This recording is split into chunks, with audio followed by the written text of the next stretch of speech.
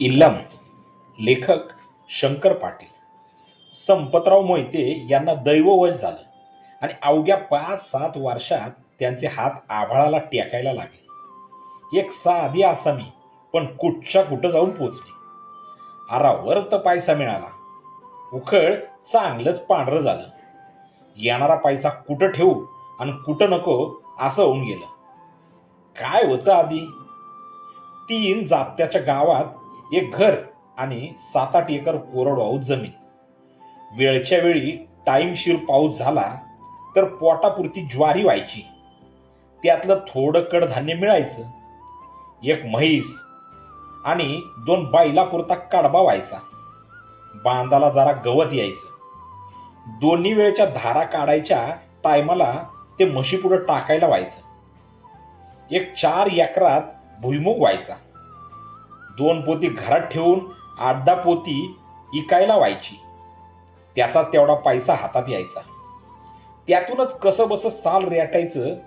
वर्षाचे कपडे, किराणा माल, दुखणी खुपणी आणि गौरी गणपती, दसरा दिवाळी, पाडवा फेडवा हे सगळे सण त्या भुईमुगाच्या पैशातून भागायचे.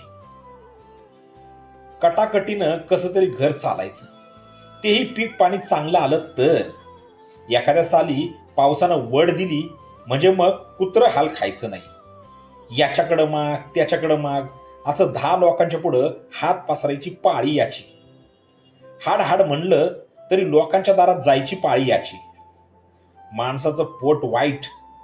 कडसरीचे दिवस आले, दुष्काळ पडला म्हणजे ते माणसाला मानानं जगू देत नाही. नको त्याच्याकडे पदर पसरायची पाळी येते. अशा वेळी जीव मेटाकुटीला येतो. संपतरावांचा संसार असाच चालू होता. खेड्यातल्या सर्वसाधारण कुटुंबाची जी गत असते ती त्यांची होती. पण 7-8 वर्षापूर्वी जवळचं धरण झालं आणि नशीब बलवत्तर म्हणून त्यांच्या शेताजवळनच कालवा गेला. कालव्याचं भरपेट पाणी मिळालं. कोरडवाहू जमीन सगळी बागायती झाली. दिवसच पालटले. संपतराव तसा फारसा शिकला नव्हता. कसाबसा यशस्वी झाला. घरी गरिबी, पैशाचं पाठबळ नाही. वेळेवर वह्या पुस्तकं मिळायची नाही. रात्री 8च्या पुढं घरात दिवा नसायचा. शाळेतच झोपायला जाऊन तिथंच अभ्यास करायचा. मुश्किलीनं यशस्वी झाला. तेही शिकला कारण भाऊरावांची म्हणजे अण्णांची कृपा. रयत शिक्षण संस्थेनं गावातच हायस्कूल काढलं म्हणून तो निदान एवढं तरी शिकला. नाहीतर एवढंही शिक्षण मिळालं नसतं. तो यशस्वी झाला आणि लगेच त्याच्या मामाची लेक त्याच्या गळ्यात बांधून वडिलांनी लग्न करून दिलं. संपतराव 4 भावातला सगळ्यात धाकटा, शेंडेफळ. त्याचं लग्न झाल्या झाल्या आपल्या पश्चात भांडणं नकोत म्हणून चौघांना वाटण्या करून दिल्या. चौघांच्या 4 चुली वेगळ्या झाल्या. वाड्याचे 4 भाग झाले. 3 जाप्त्याचं घर संपतरावाच्या वाटणीला आलं. शिक्षण फारसं झालं नसलं तरी तो मूळचा हुशार, बुद्धीनं तल्लख आणि धोरणी होता. पुढचं धोरण बांधून पिकाऊ काळ्या जमिनीतली वाटणी न मागता त्यानं नापीक माळ जमीन घेतली. पुढं मागं दरण होऊन कालव्याचा एक फाटा आपल्या माळ जमिनीवरनं जाईल आणि नशीब उजडेल असा त्याचा अंदाज होता. पेपर वाचून त्याने हे डोकं चालवलं आणि घडलंही तसंच. मात्र त्यासाठी त्याला 10-12 वर्ष कळ सोसावी लागली. वेळेला केळं आणि वनवासाला सीताफळं असे दिवस काढावे लागले. पण नशिबानं कालवा आला आणि धोरणी संपतरावानं मग कशाचा कसूरच केली नाही. मिळणाऱ्या पाण्याचं सोनं कसं करावं या खटपटीला तो लागला. कोल्हापूरच्या शेती महाविद्यालयात जाऊन ओळखी पाळखी करून घेतल्या. सॉइल कन्झर्वेशनच्या कार्यालयातून आपल्या जमिनीतल्या मातीची तपासणी करून घेतली. जमिनीचा मगदूर वाढवण्यासाठी काय केलं पाहिजे याचा सल्ला घेतला. हवामानाचा विचार करून पैसा देणारी पिकं कोणती घेता येईल याचं मार्गदर्शन घेतलं. 3 एकर द्राक्षाची बाग, 2 एकर गणेश डाळिंब आणि मग ज्वारी, गहू, धान्य असं आपल्या घरापुरतं लागेल एवढं पीक घ्यायचं ठरलं. एकदा द्राक्ष आणि डाळिंब यांच्या बागा करायच्या ठरल्यावर तो झपाटल्यासारखा त्याच्या मागं लागला. तासगाव, म्हैसाळाला चक्कर मारून तिथल्या द्राक्षांच्या बागा बघितल्या. त्यांची छाटणी केव्हा करायची, त्यावर औषधं कोणती फवारायची, कोणत्या दिवसात कोणती काळजी घ्यायची, याची खडा न खडा माहिती घेऊन तो ती टिपून ठेवू लागला. काही पुस्तकही विकत घेऊन त्यांचा अभ्यास सुरू केला. त्या संबंधीचं सगळं तंत्रज्ञान आत्मसात करण्याच्या मागे तो लागला. तीच गोष्ट गणेश डाळिंबाची. त्यासाठी वरचेवर राहुरीला जाऊन तिथल्या शेती विद्यापीठात चाललेले प्रयोग पाहून येऊ लागला. त्याच्या खटपटीला कसली कमतरताच नव्हती. 1 वर्ष चांगला कसून अभ्यास केला, त्यातून सगळं ज्ञान पैदा केलं आणि मग पैशाच्या मागं लागला.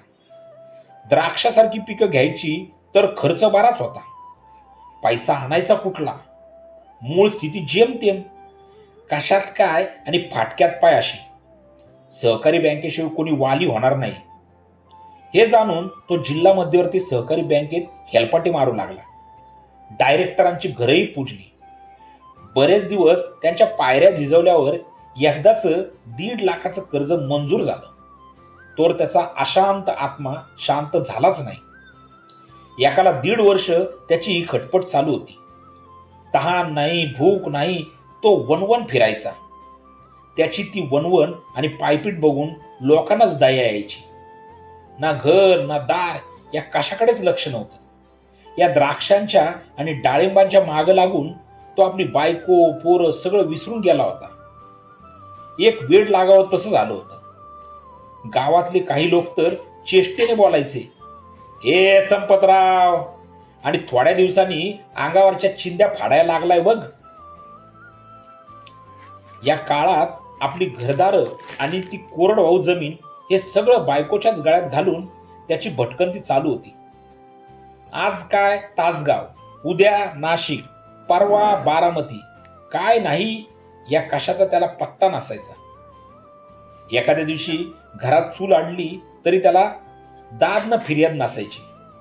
संपतराव म्हणजे 1-1.5 वर्ष झपाटलेलं झाडच झालं होतं. त्याच्या या झपाटण्यानं त्याची बायको सुद्धा कातावून गेली होती. आणि एक दिवस त्याच्या खटपटीला यश येऊन कर्जाचा पहिला हप्ता हातात आला. बघता बघता 3 एकर जमीन द्राक्षाची बाग आणि 2 एकरात गणेश डाळिंब यांची लागवड झाली. आता संपतरावांचा मुक्काम 12-24 तास माळावरच पाडला. हाताखालची गडी माणसं, शेतीची अवजारं, पिकावर मारायची औषधं फिवषधं यातच दंग होऊन गेला. एक नवा संसारच माळ्यात उभारला. 3-3 महिने गावाकडे फिरकेनासा झाला. असं काही काळ लोटला. लालसर सुरेख रंगाची बचक्यासारखी डाळिंब झाडानं लटकू लागली. फोटो घ्यावा असं एक एक झाड दिसू लागलं. द्राक्षाच्या वेलीला तर खुळं पीक आलं. द्राक्षाचे घोस घोसच्या घोस मांडावरून खाली लटकू लागले. वारे माप पीक आलं. आता संपतराव लांब लांबच्या बाजारपेठात धुंडाळू लागला. ट्रकनी डाळिंब दिल्लीला जाऊ लागली आणि द्राक्षाच्या पेट्या थेट अहमदाबादला पोहोचू लागल्या. पैशाचा झराच सुरू झाला. त्यात निवडक माल दुबई, शारजा, मस्कत या देशाला जाऊ लागला आणि पैशाची खाणच त्याला लागली. बँकेचं कर्ज पहिल्या वर्षाचं त्यानं फेडून टाकलं.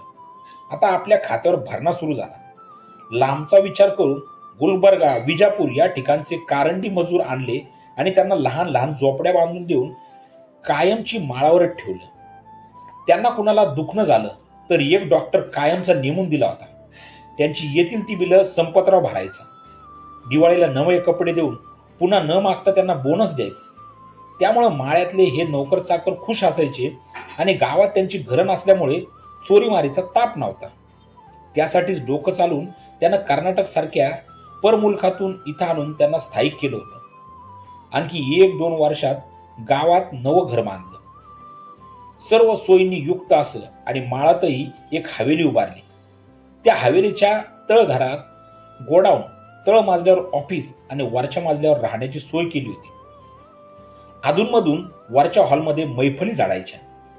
खाली ऑफिसात हिशोब ठिशोबाचा एक विभाग वेगळा आणि लांब लांबच्या बाजारपेठांशी पत्रव्यवहार करणारा एक विभाग वेगळा होता. शिवाय कायम फिरतीवर 3 लोक नेमले होते. वसुली करणं आणि नव्या बाजारपेठा मिळवणं हे काम त्यांच्यावर सोपवलं होतं. आपल्या मालाचा खप लांब लांब व्हावा म्हणून त्या फिरतीच्या लोकांना परदेशात जाण्याचीही मुभा असायची. ही सगळी घडी बसल्यावर सिलिंगच्या काचट्यात सापडणार नाही एवढी नवीन जमीन विकत घेतली.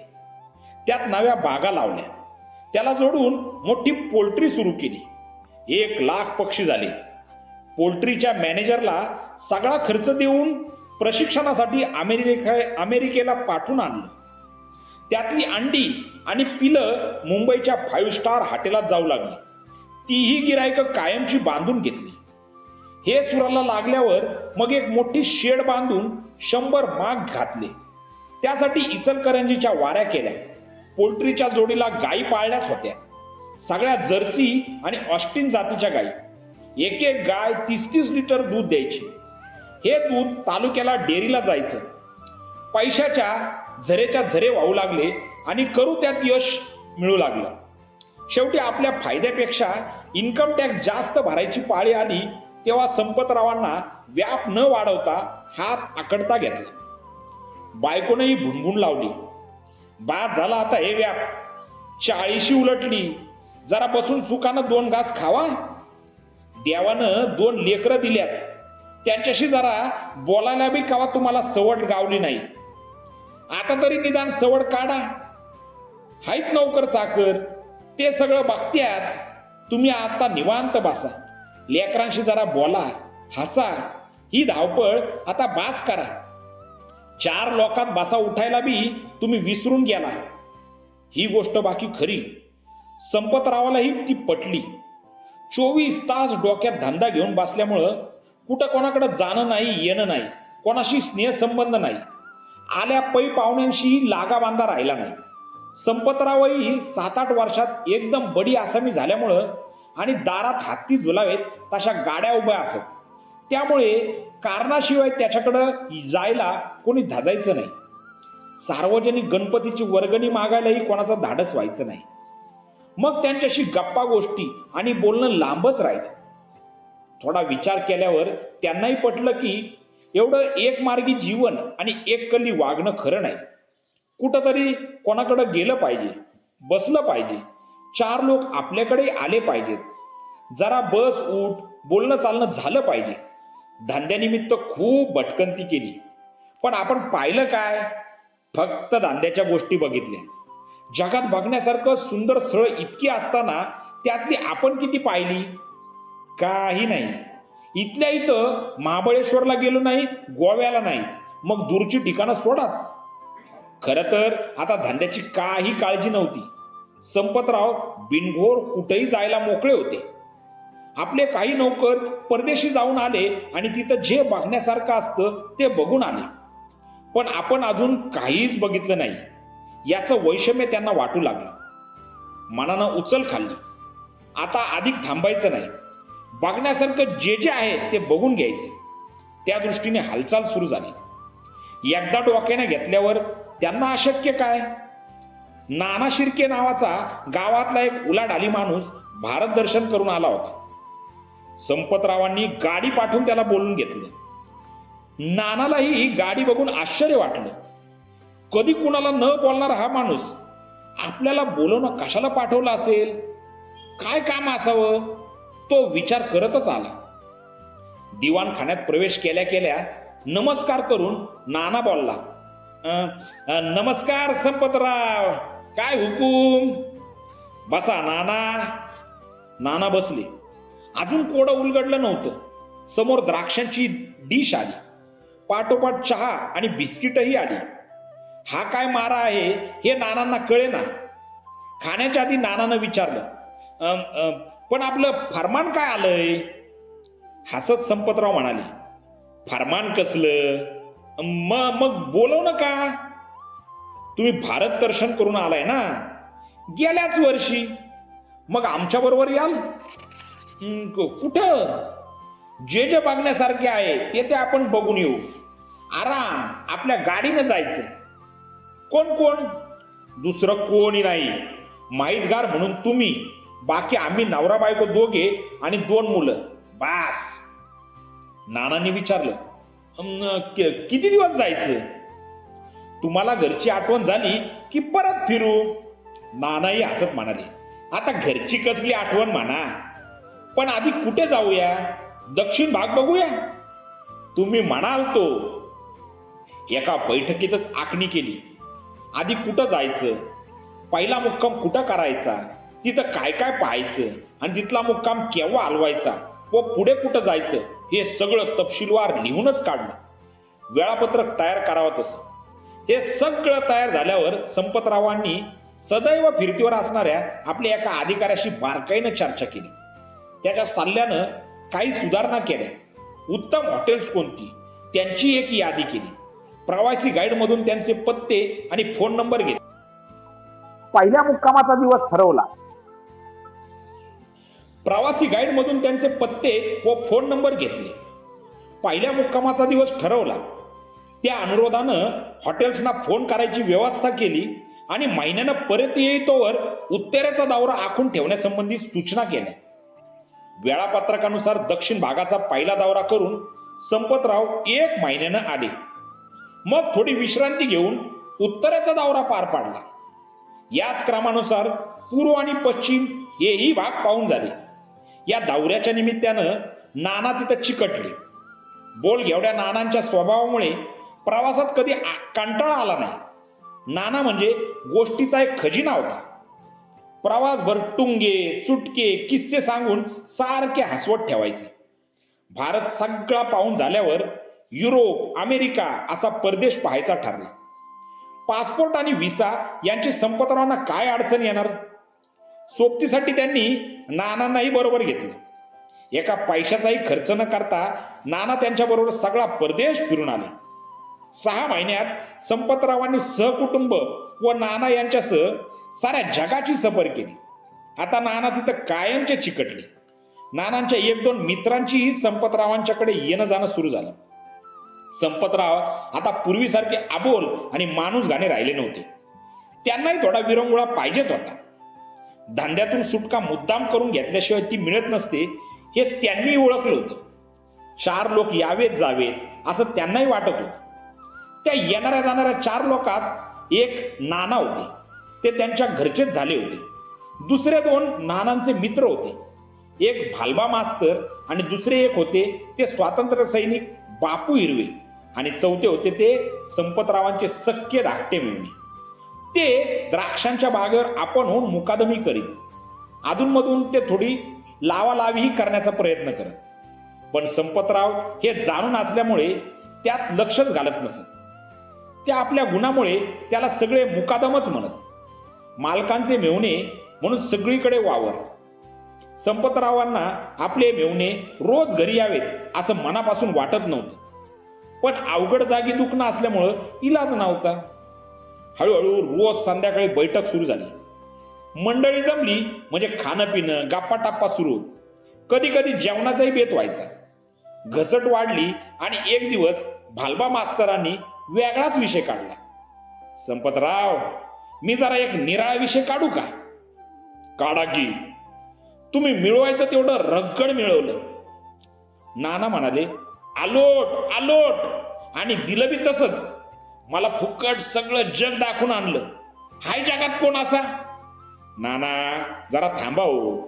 असं म्हणून भालबा मास्तर पुन्हा मूळ पादावर येत म्हणाले, तुम्ही रगड मिळवलं. पैशाला कसला तोटा नाही, तो अजून मिळतो. पैशाचा उभा झराच लागलाय, पण नाव कुठं झालंय? संपतराव थोडं कोड्यात पडल्यासारखे झाले. ते म्हणाले, आता एवढा मोठा धंदा वाढवलाय. द्राक्षांच्या बागा, डाळिंबाच्या बागा, ऊसाचा फड, 1,00,000-1.5 लाख पक्षी असलेली राजहंस पोल्ट्री, दुग्ध विकास डेअरी, 100 माग असलेला कारखाना, हे सगळं माझ्याच नावावर आहे नव? मग नाव कसलं? अहो, मस्कतची डाळिंब भारतात येत होती, पण आता आमची गणेश डाळिंब मस्कतला जातात. माझ्याच नावावर नव?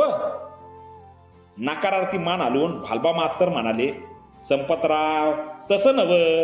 अहो, माल खरेदीच्या पावतीवर नाव असणं वेगळं आणि पेपरात नाव येणं वेगळं.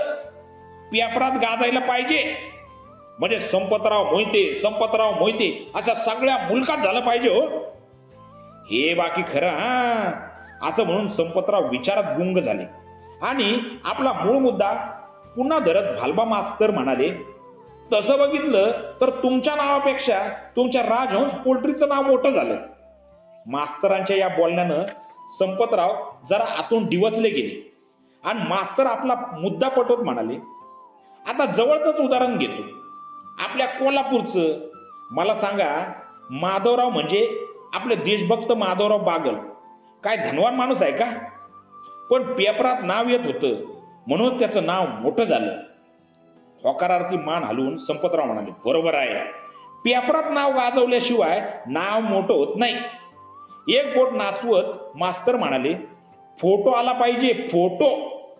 तसं जाहिरात देऊन फोटो येतात हो, दशक्रियेचे ते, पण त्यांना काय करतात, तसल्या फोटोना अर्थ नाही. बातमी देऊन फोटो आली पाहिजे. मग असं का करत नाही?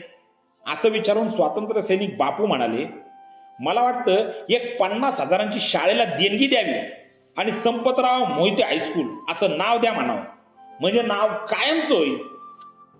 बापू बापू, अहो स्वातंत्र्य सैनिक हिरवे, असं म्हणून मास्तर बोलले. जमाना बदललाय, आजकाल एका खोलीला नाव द्यायला 50,000 घेतात. चमकून बापू म्हणाले, असं तर मग?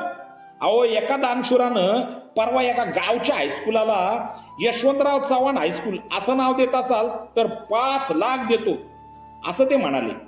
तर त्या शिक्षण संस्थेचे प्रमुख म्हणाले, आमचं नुकसान होतं यार, एका खोलीला नाव द्यायला आम्ही 50,000 घेतो.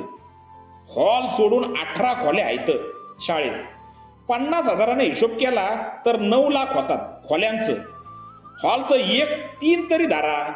सबंध शाळेला नाव द्यायचं तर किमान 12 लाख मिळायला पाहिजेत. ही त्यांची भाषा. बापू कुठं आहे तुम्ही?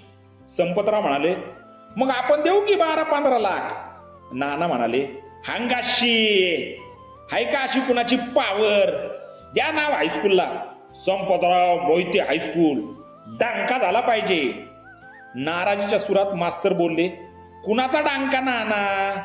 कुणाचा म्हणजे काय? आपल्या संपतरावांचा. फोटो छापून बातमी येईल की सगळ्या पेपरात. तसं नाही नाना. मग कसं? बालबा मास्तर म्हणाले, नाव द्यायला 15 लाख दिले तर संस्था काय म्हणेल? काय? उद्घाटनाला चीफ मिनिस्टर, अध्यक्ष म्हणून शिक्षण मंत्री आणि प्रमुख पाहुणे म्हणून पालकमंत्री असा लवाजमा गोळा करा. नाना म्हणाले, मग दणकेबाज फंक्शन होईल की? वाईट काय त्यात? वाईट एवढंच आहे, अनेक तास पोरांना उन्हातानात बसावं लागतं. एकापेक्षा एक भाषणं टाकतात, ती सगळी ऐकावी लागतात.